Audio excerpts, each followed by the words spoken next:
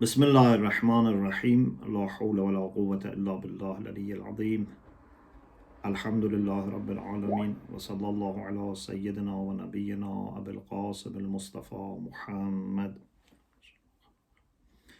وآله الطيبين الطاهرين لا سيما بقية الله في الأراضين أجل الله تعالى فرجه الشريف اللهم أخرجني من ظلمات الوهم وأكرمني بنور الفهم اللهم افتح علينا أبواب رحمتك وانشر علينا خزائن علومك برحمتك يا أرحم الراحمين.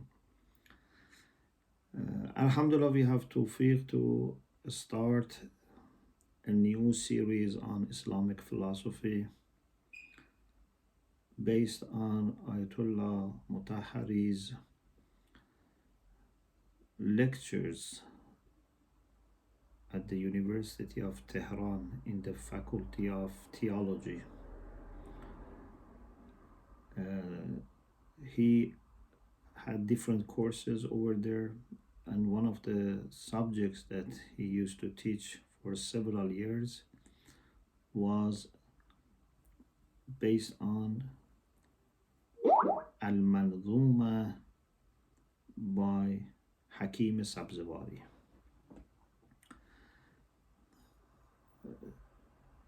Later, some students who had taken notes, they gave their notes to him, and he himself made some changes, some additions, some amendments, and they were organized as 2 volumes known as Sharh al-Manzumah Mukhtasar, a brief commentary on Manzumah. Inshallah, I will talk about Manzumah. He has another commentary which is based on lectures he gave in his own house, not in the university. In his own home, he used to give lectures to some professors of university, mainly Tehran University, who used to teach philosophy, and many of them were teaching Western philosophy. So he used to then make this discussion comparative, and they made also good questions, and therefore it expanded, and he refers to many ideas from both Islamic and Western philosophy. That is Sharh Manzumah Mabsut. We are studying the one that is based on his lectures at Tehran University for students. And the reason I chose this book is because, alhamdulillah, you have studied Bidayatul Hikmah, and even now, alhamdulillah, for the information of our brothers from the institute, we have also with us some of our brothers and sisters who studied in London with me, Bidayatul Hikmah, and before Bidayatul Hikmah we had Falsafi Muqaddamati based on Ayatummah Mutahhari's work, which is compiled by Mr. Ubudiyat. So Sharh Manzumah is something new for both groups, and also it's a very important book by Hakim Sabzewari rahmatullah alayh. We will talk about it. And when I was studying philosophy in the early years, I found this book by Ayatummah Mutahhari very useful, and it always remained in my mind as a valuable resource for Islamic philosophy, because Ayatollah Mutahhari had a very good grasp of philosophical issues, and he had a very good way of explaining them. And in philosophy, understanding is very important, because if you don't understand, or if you misunderstand not only you would lose your interest in philosophy, but also you may come up with confused ideas.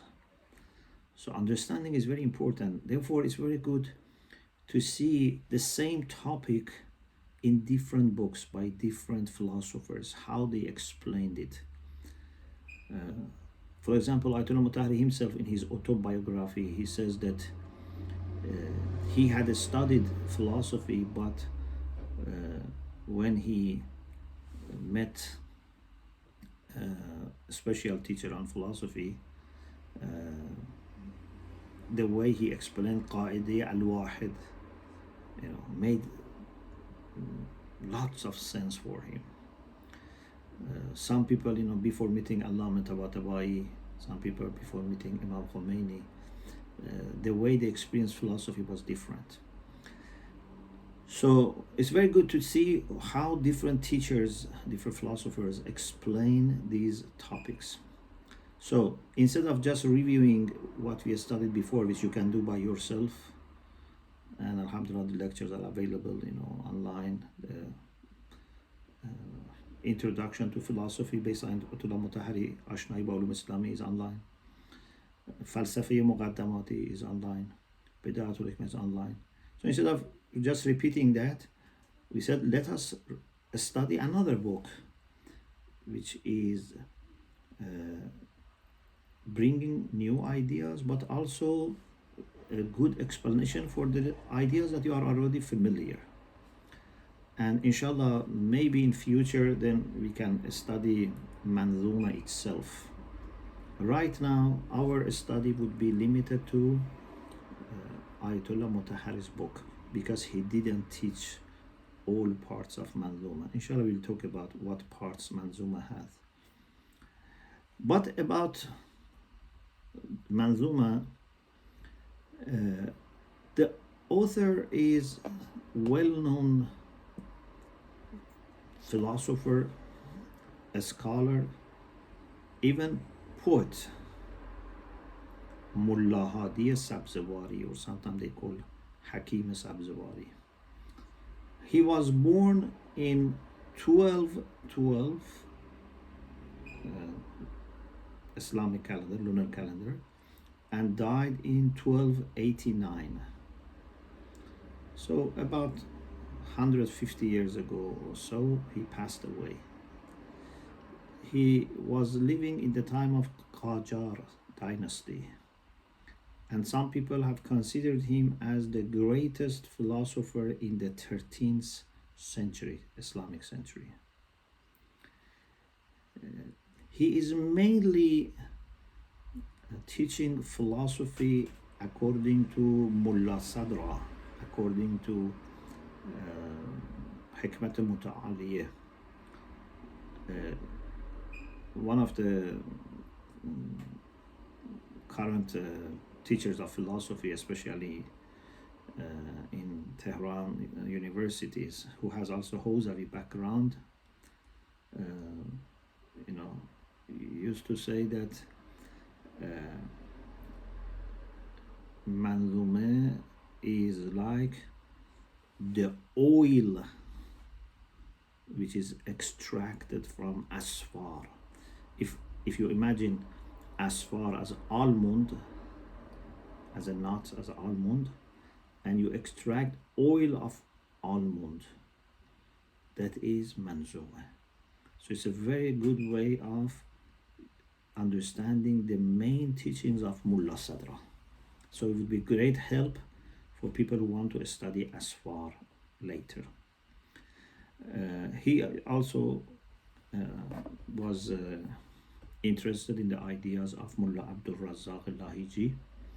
He has some also ideas which are different from Mullah Sadra. It's not that everything he said is according to Mullah Sadra. He has his own also ideas, sometimes different from Mullah Sadra. For example, about knowledge of Allah, about himself, about huduth of alam, about whether knowledge is Jawhar or not, about Ma'ad. There are things that he has his own ideas. So what he decided was to make logic and hikmah, or philosophy in its general sense, into a book, but in the form of poem. So, because he was a sha'ir, so he made a book of poem to use to teach logic and philosophy, because poem is easier to remember, and if you want to memorize a text, a prose is difficult, very difficult, but poem is easier. But these poems needed explanations, so he himself made Sharh, commentary on these poems, and the commentary sometimes needed extra points, so he made also footnotes on his own commentary. And for many years, for many generations up to today, Sharh al-Manzumah has been a textbook in the Hawza for whoever wanted to study philosophy. Sharh al-Manzumah was a very important text before Aswar. When Allama Tabatabai was requested by Ayatollah Qudusi for Madrasah Haqqani or Muntaziriyah to compile textbooks on philosophy, and he compiled Bidayatul Hikmah and Nihayatul Hikmah, gradually they took the place of Manzumah. So some people maybe study Bidaya and Nihaya and not Manzumah, but I think everyone who wants to seriously study philosophy would refer to Manzumah. There is also Isharat by Ibn Sina that they study. There is Shifa that they study. These are textbooks. Hakim Sabzewari, rahmatullah alayhi, was also very a spiritual person, and he had also ascetic life. And there is a story about Nasir ad-Din Shah, the king, who went to visit him, and it is said that Nasir ad-Din Shah wanted to visit him and wanted to have lunch with him. So Haji Sabzewari, asked to bring someone to bring his lunch, which was just some salt, yogurt drink called Ghurar, and some loaves of bread. So this is what he wanted as his lunch, and since the king wanted to have lunch with him, so he shared the same thing with the king. He first kissed the bread and put on his forehead as a sign of respect, and then made it into pieces and put inside yogurt drink. And he said to the king, also gave a spoon to the king, eat this. This is halal bread because it's from my own farming. He used to make his own, wheat and make it flour and then make it bread. The king is reported as saying that I had one full spoon of this and it was difficult for me. So I took some of the bread with his permission, put in a napkin, and gave to someone who was ill, in the palace. So this was the level of his detachment from dunya, and even for him, the king. First of all, the king is going to visit him, and he is not changing his way of eating, etc. And there are stories, even it is said that Nasir ad-Din Shah asked him to write a book in Farsi on Usul ad-Din, and later he sent him 500 tumans, which at that time was very great amount of money. 500 tumans at that time was very much. He divided this into two portions, gave half to Tullab and half to the poor people, and had said that to give to, you know, Sayyids also. Anyway, a very spiritual, very knowledgeable, very mystical figure. And Ayatummah Mutahhari is also very well known. So I'm very happy and grateful that we have tawfiq to study this book together. And right at the beginning, we ask Allah to bless the soul of Hakim Sabzewari and Ayatummah Mutahhari and all their teachers and students, inshallah. Now, let us start with the introduction.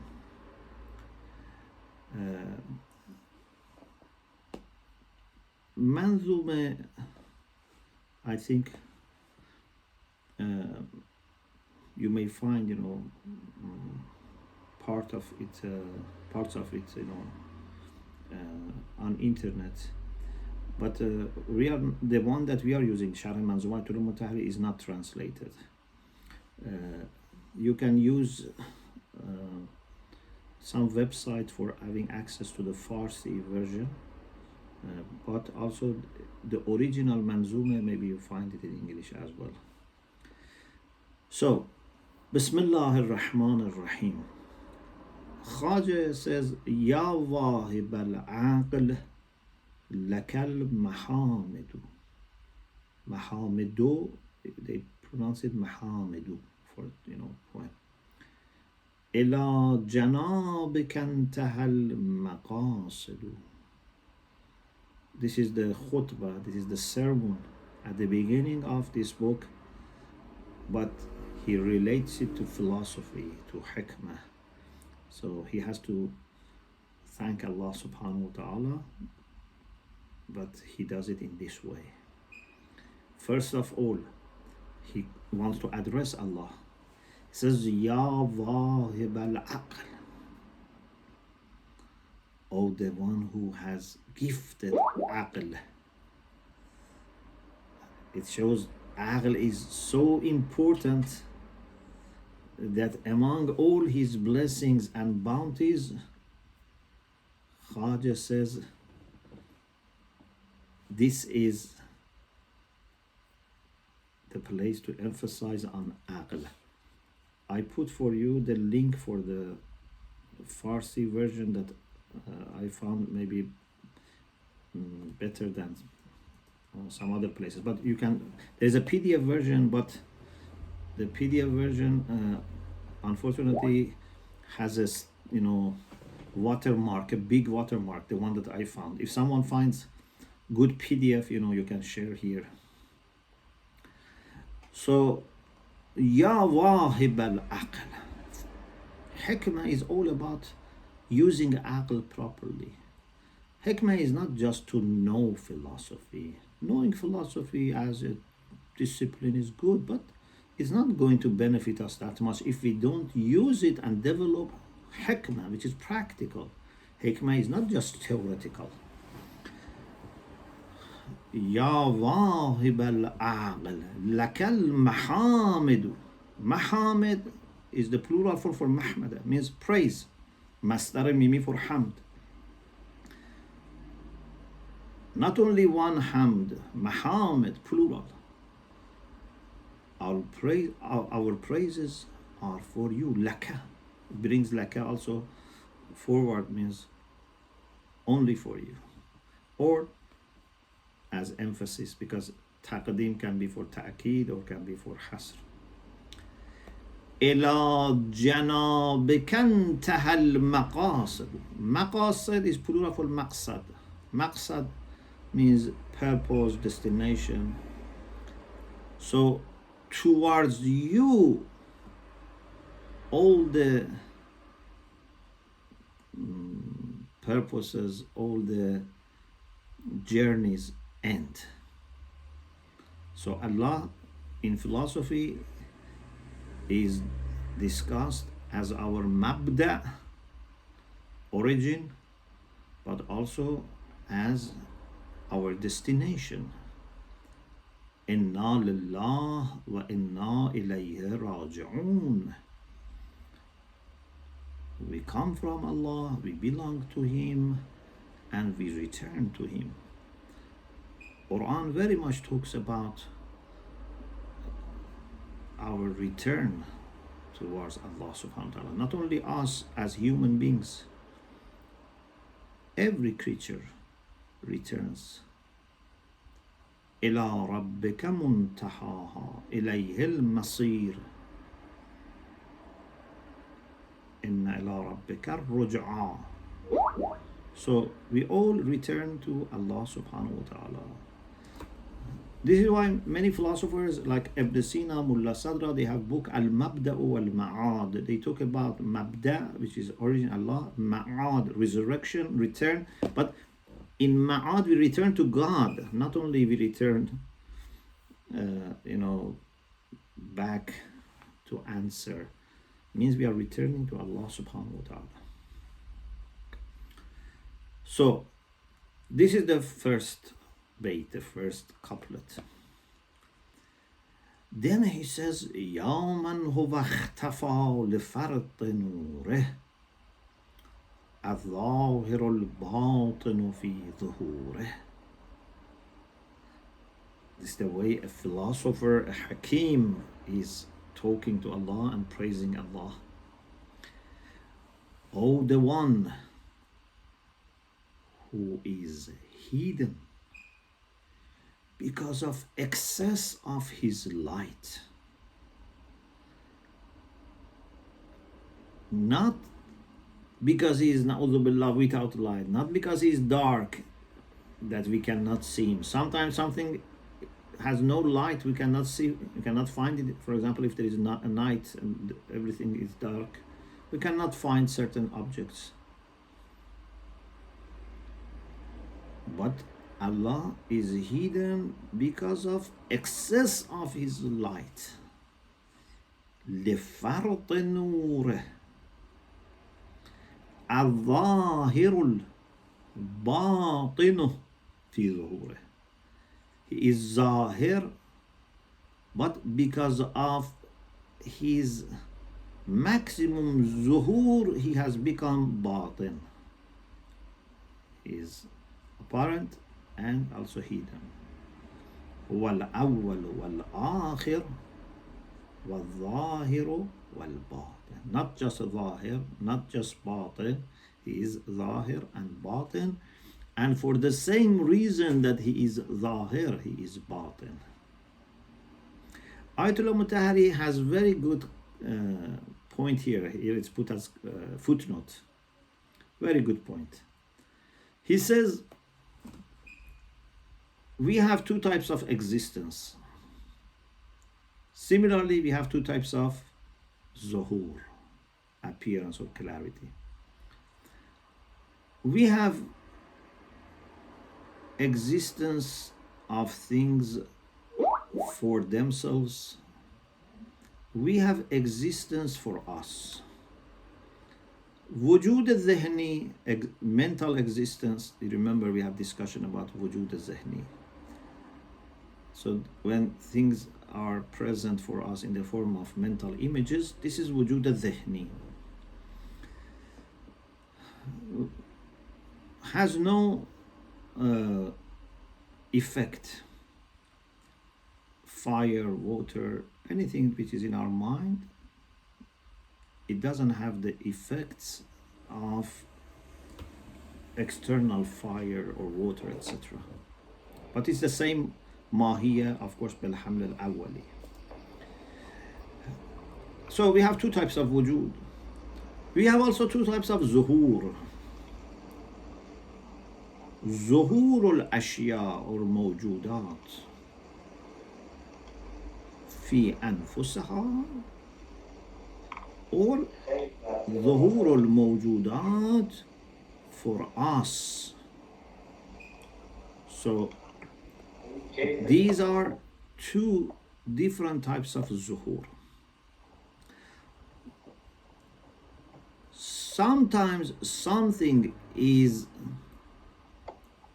visible or if not, it's just seeing by eyes, but we can perceive it, touch it, smell it, taste it, etc. So it's clear, it's not hidden. We can see colors, we can see shapes, human beings, objects, etc. But sometimes something is not understandable to us through our eyes or ears or skin, etc. They don't have zuhur for us. But does it mean that they don't have zuhur in their own selves, in their own nafs, for themselves? No. They're two separate things. Allah subhanahu wa ta'ala has maximum zuhur for himself, but for us he is hidden. Why? Please listen very carefully.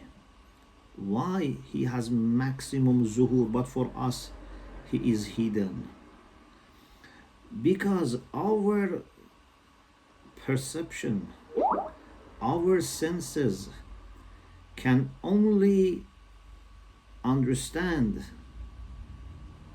things which are limited, things which have opposites, things that come and go.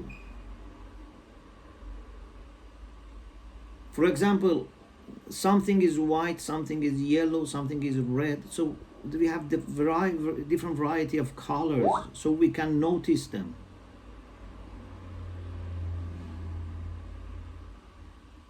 We have something small, something being different objects, different rooms, different places. These differences, these changes, alterations, coming, going, make us able to understand them. Something is in this side, something in that side. But Allah subhanahu wa ta'ala is absolute, and he is present everywhere, every time. There is no change, no limit. It has no opposite, because tu'raful ashya also bi'azdadaha, things will be known through their opposites. Since he has no opposite, no limit, no direction, no place, no time, we are not able to notice. So it's not that his existence is weak, his zuhur is weak. No, it's because he's very much zahir and present. It's a very beautiful point he makes. And he refers also to this poem. اگر خورشید بر یک حال بودی، شعاع او به یک منوال بودی، ندانستی کسی کین پرتو اوست، نبودی هیچ فرق از مغز تا پوست. If sun was always shining and the radiations of sun were always the same, if we had no day, night, morning, midday, sunrise, sunset, if we didn't have any of these things, summer, winter, spring, no, always sun was shining the same way, he says, then no one would notice that light is light of sun. Like, for example, fish that may not notice water. What is water? جهان جمله فروغ نور حق دان. Jahan, the world, جمله, all of it is light of the truth, الحق Allah subhanahu wa ta'ala. حق اندر وی ز پیدایی است پنهان. پیدایی means ظهور. پنهان means خفی. مخفی, hidden, concealed. So حق, which is Allah subhanahu wa ta'ala, because it's so obvious, is hidden. چو نور حق ندارد نقل و تحویل نیاید اندرو تغییر و تبدیل. Because the light of حق, Allah subhanahu wa ta'ala, is not changed, it's not transformed, there is no alteration, so we cannot notice. So Allah subhanahu wa ta'ala is zahir to the maximum, but لنفسه في نفسه. For us, no, is khafi, because we have problems. We have limited ways of perceiving and understanding. We can only understand things which are small, changing, they have opposites, etc. Amir al-Mu'minin alayhi salam also says, كل ظاهر غيره غير باطن وكل باطن غيره غير ظاهر. He is the only one who is zahir and batin, because other than Allah, every zahir is not batin, every batin is not zahir, but he is both. And actually, from the same aspect that and perspective that he is zahir is batin, and vice versa, as we explained. So Khaja rahmatullah alayhi, Hakim Sabzewari, he says, Ya man huwa ikhtafa li fart nurih الظاهر الباطن في ظهوره.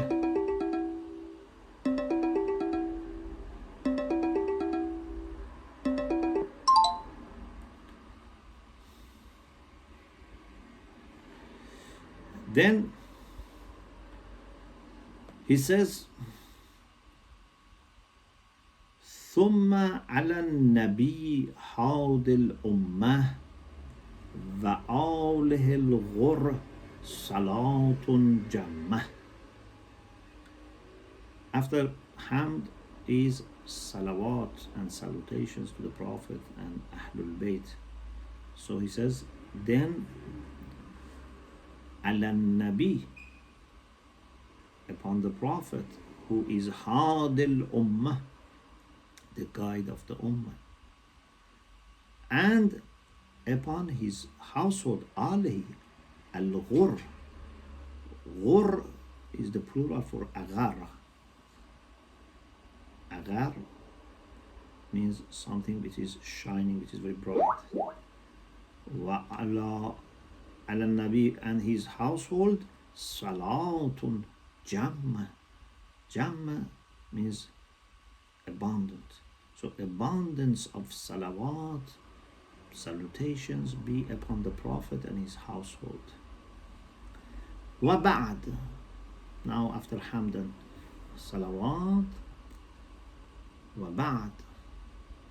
فالعبد الأثيم الهادي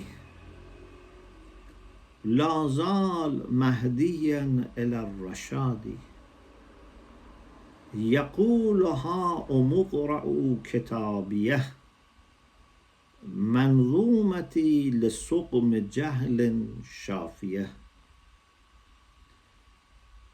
After this beginning, the servant of Allah who is sinful, this sinful servant of Allah who is called al-Hadi, his name was Hadi. Hadi, when we used it for the Prophet, meant guide, but here it's his proper noun, is Ism Khas, al-Hadi. But then he makes a dua, La zala mahdiyan ila rashadi. May Allah continuously guide him towards rashad, guidance. So this sinful servant of Allah, al-Hadi, says, Yaqul, Ha umuqra'u kitabiyah. He uses a Quranic phrase that mu'mineen, when they are given their book in the right hand, they would say, Ha umuqra'u kitabiyah. Says to people, come and read my book. Inni dhanantu anni mulaqin hisabiyah. So Hakim Sabzewari says, Ha umuqra'u kitabiyah. Come and read my book. What is my book? Manzumati. My Manzumah. Manzumah, nazamtu means, to make order, but also he means to make poem. Because poem is very much organized and in order, and you cannot, change even one word. Sometimes even if you change one word, everything will damage. So my book is Manzumati, my Manzuma, which is Shafiyah, gives healing and shafa. From what? From illness of jahl. لسقم جهل شافية. نظمتها في الحكمة التي سمت في الذكر الحكيم. He says, I have made this poem, this book, in hikmah. In the Quran, dhikr means Quran. Al-Hikmah is considered to be خير كثير. ومن يؤت الحكمة فقد أوتي خيرا كثيرا. Whoever has been given wisdom has been given abundant good. The hikmah is very important. Of course, wisdom in the Quran doesn't mean philosophy. But for someone like Hakim Sabzewari, philosophy in the way that people like Mulla Sadra are teaching us helps with development of wisdom, which is khayr kathir. So we don't want to say whoever studies philosophy has achieved hikmah in that Quranic sense, but this is the way. This is not the end, this is not the result, this is not guaranteeing, this does not guarantee, but this is the way that you have to develop your intellectual understanding, improve your understanding of Allah subhanahu wa ta'ala, and try to reach hikmah. Then he says,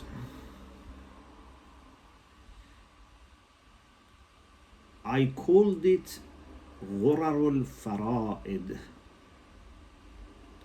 سميت هذا غرر الفرائد أودعت فيها عقد العقائد. I called this Manzumah,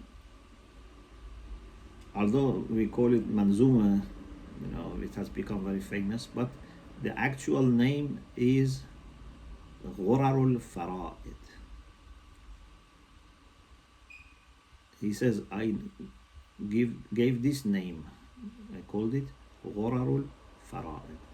Means al-Fara'id, which are Ghurar. Ghurar and Fara'id, we will explain what does it mean. Basically means very bright or very valuable, like jewels, for example. أودعت فيها عقد العقائد. I have put in this Manzumah important ties of aqaid. Uqad, like we have in the Quran, naffathat fil uqad. Literally is the same word, although in the Quranic context, naffathat fil uqad refers to the bad practice that Quran refers to, that we should seek refuge with Allah subhanahu wa ta'ala from them. But literally, uqda means tie, and uqad means ties. Aqaid, because it's something that has to be firm, so it's something that somehow is tied with our mind and heart. So he says, I have put in this Manzumah uqad al-aqaid. So these ideas, these beliefs are like ties that are strong, not loose, and well connected with each other and with human mind and heart.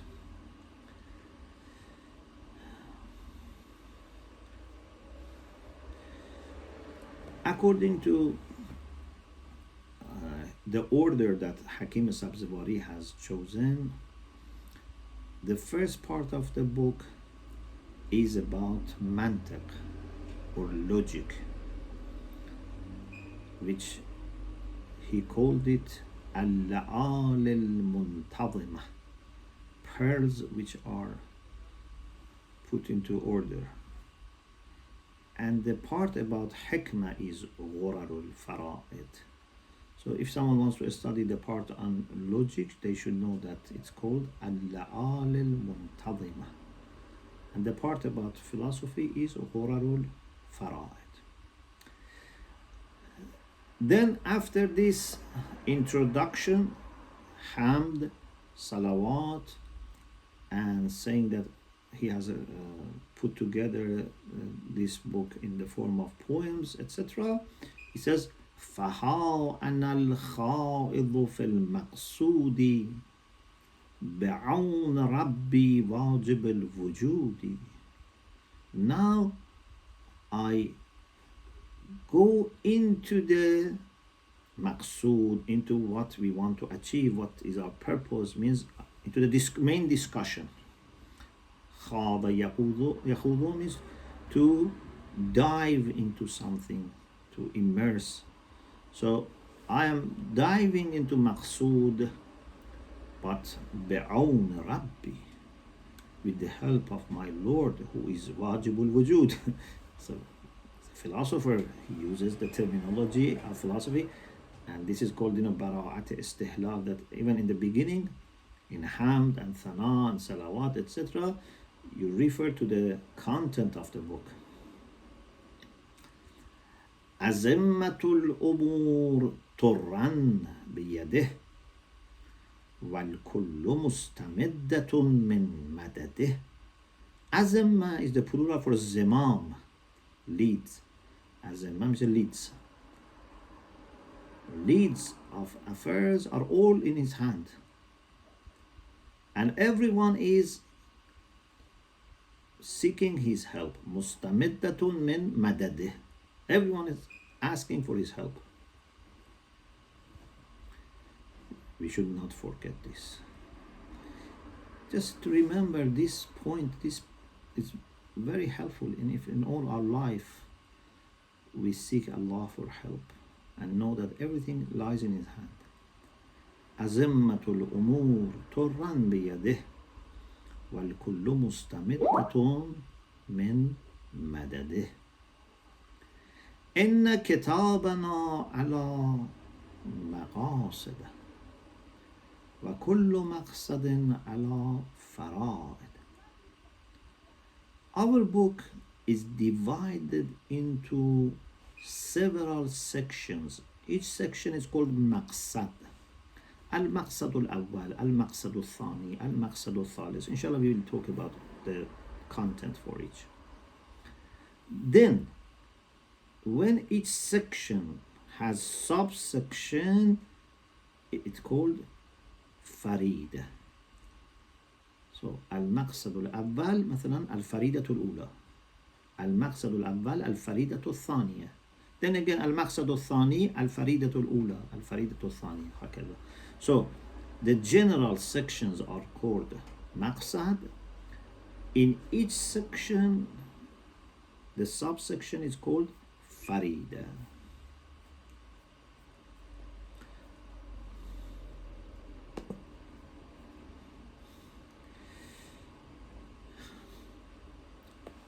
Altogether, there are 7 maqsad in the Ghurar. We are not talking about the mantiq section.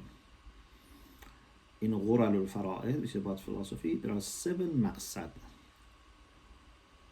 The first maqsad, umur ammeh,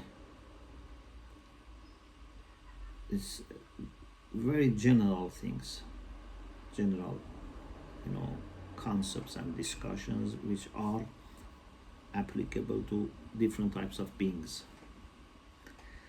Al-Maqsad al-Thani, the second section, is about al-Jawahir wal-A'rad, about substances and accidents.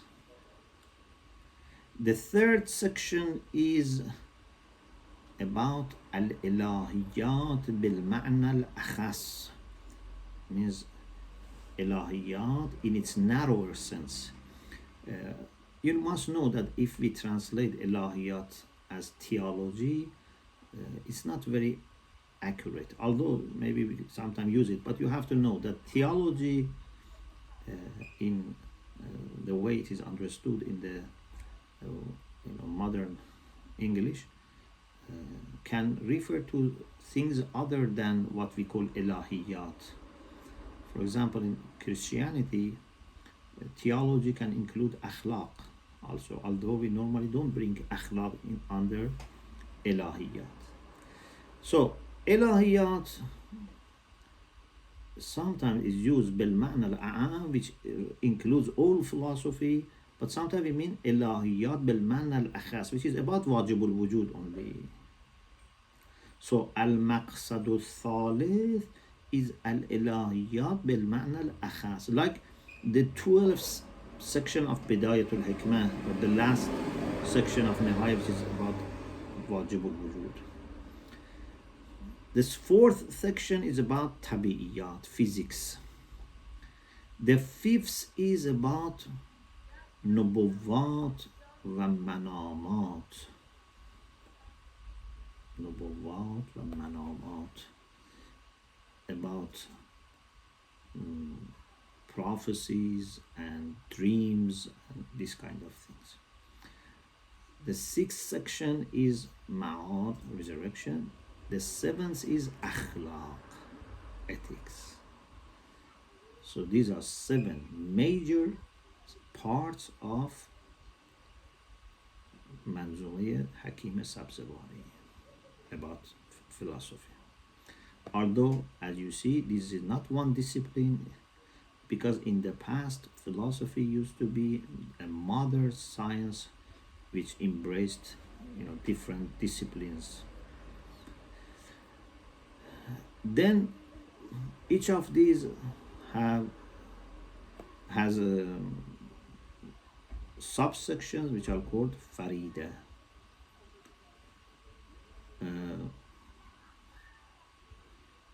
What is discussed as falsafa in its or some people call it theosophy is mostly umur amme, jawahir wa a'raz, ilahiyat bil ma'na al-akhas, so the first 3 sections, plus part of tabi'iyat and ma'at. So in Bidayah and Nihaya, for example, these are more discussed. Why he uses farida? Maqsad, of course, means what is meant, what is pursued. He called it subsections farida. Farida comes from fard, means something which is unique. It can be used for very rare jewels, and he decided to use this name for the subsections.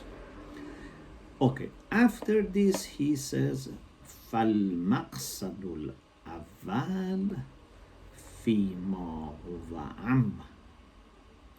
He starts with مقصد أول, which is about general issues related to existence and non-existence. Today, because it's our first session, I don't want to go into lots of discussions, but let me mention a little breakdown of what we are going to discuss. And Ayatummah Mutahhari here discusses this, and he says that what are the issues that he is dealing with in this book. Of course, when he was teaching was lectures, but now it's a book. In the first section, Khaja has al-Faridatul Ula fil wujud wal adam, about existence and non-existence. So the first part is this. The second part is wujub wa imkan, necessity and contingence. The third is qudum or qadam, qadam wa huduth. Huduth wa qadam, qadam wa huduth means to be eternal or to be preceded by non-existence. Hadith, some people translate as created, but created from philosophical perspective can include things which are eternal, like mujarradat, who are created but they are not hadith in zaman. Therefore, we can say those which are eternal and those which may have history of non-existence. The fourth section is qawwa wa fi'l, potentiality and actuality. The fifth subsection is mahiyya, quiddity or whatness. The sixth is wahda wa kathra, unity or oneness, wahda. Kathra, multiplicity. The seventh is illa wal ma'lul, cause and effect. So these 7 subsections of the first section of Manzumah, or what Hakim Sabzewari discusses here. Ayatummah Mutahhari says wujud wa adam is absolutely important discussion, and especially for Mulla Sadra's philosophy, transcendent philosophy, which is asalatul wujudi. This discussion is very important, and normally these topics are discussed. Bidahat wujud. Wujud is self-evident as a concept. Ishtirak wujud. Wujud is mushtarak ma'nawi. You are familiar with these things through Bidayah and Falsafi Muqaddamati, especially Bidayah, because the order looks similar. We said the concept of wujud is equivocal, it's mushtarak ma'nawi. Third, ziyadatul wujud ala al-mahiyya. Wujud is different from mahiyya. 4, asalatul wujud, primordiality of existence. 5th, in wajibul wujud, wujud and mahiyya are the same. Al-Hikam mahiyatuhu and niyyatu. 6, about wahda and kathra in wujud. Where does kathra come in the wujud, in existence? We had the discussion about tashkik. 7th, wujud zihni. Allah had made a section for wujud zihni. 8, ma'qulat al-thaniyah. Ma'qulat, second intelligibles.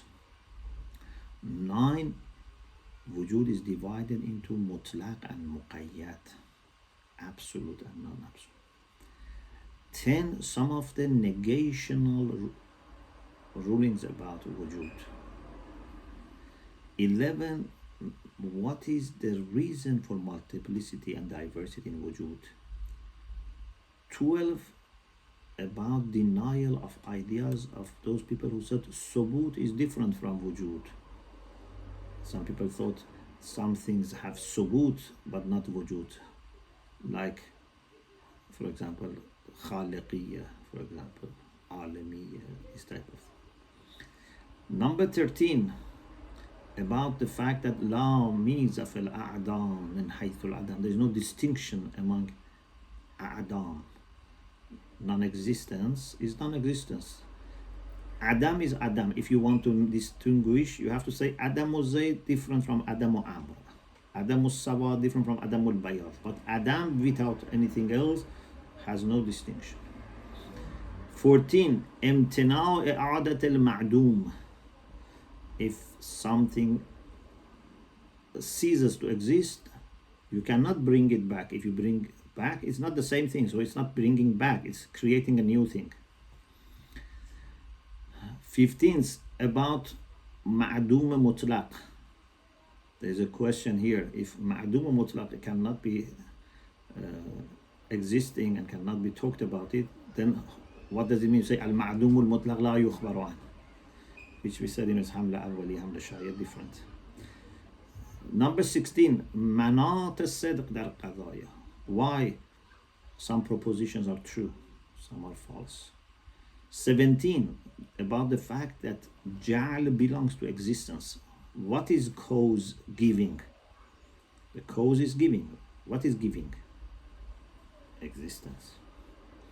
So these are 17 important things that we have to discuss, and Ayatummah Mutahhari says we discuss it in this order that we gave, not according to the order in Manzumah. 17 important topics, inshallah, we are going to discuss. Alhamdulillah Rabbil Alameen.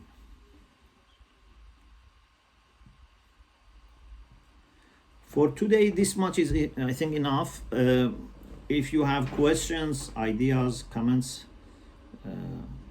you can share now.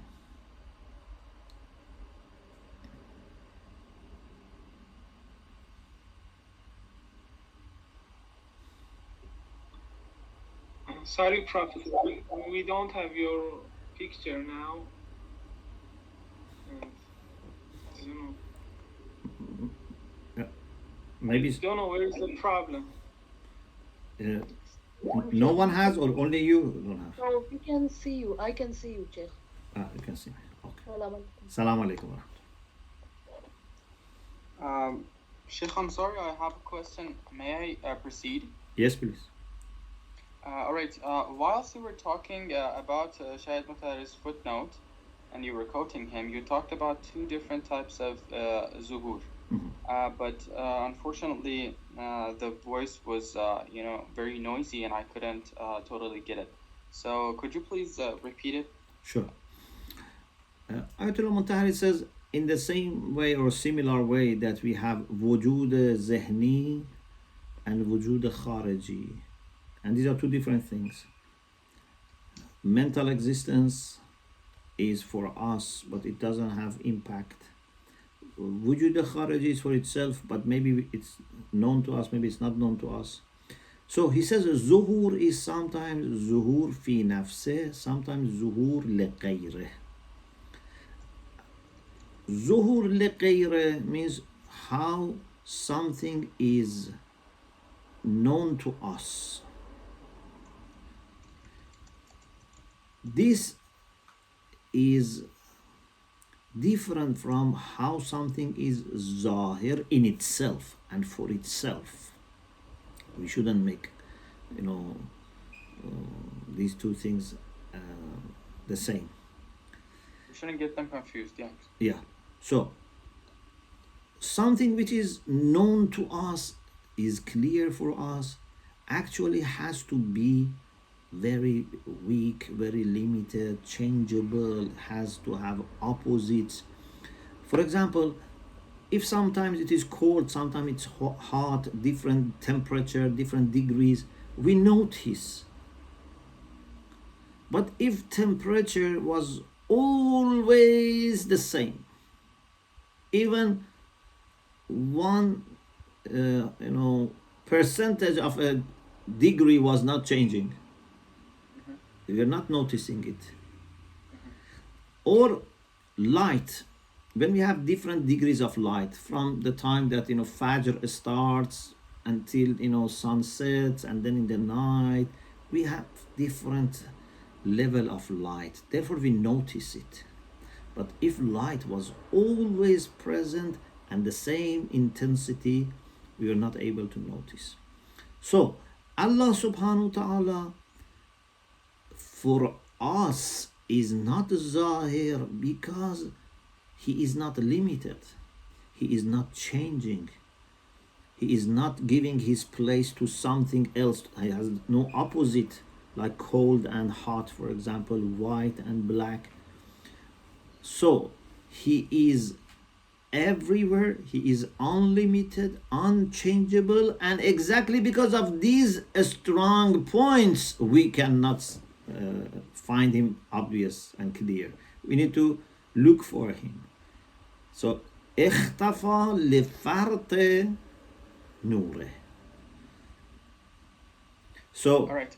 when we say something is ghaib in the Quranic discussions, also we always say means ghaib for us, not for himself or not for other beings.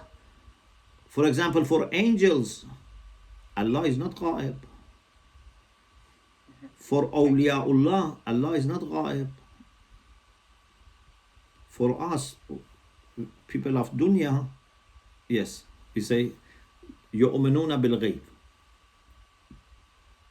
But he is not So ghaib. consequently, we can say that zuhur is a concept that is for able to gradation, right? Mushakkik.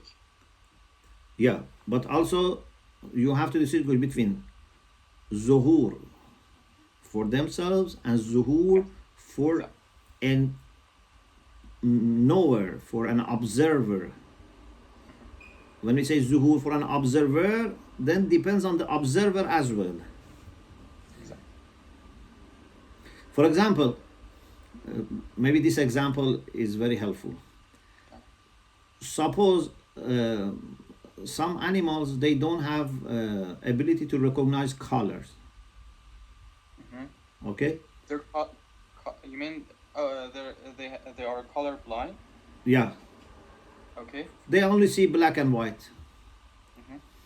If something is very colorful, a beautiful, mosaic with lots of colors, those colors are hidden from this animal, or if a human being has illness that cannot see color,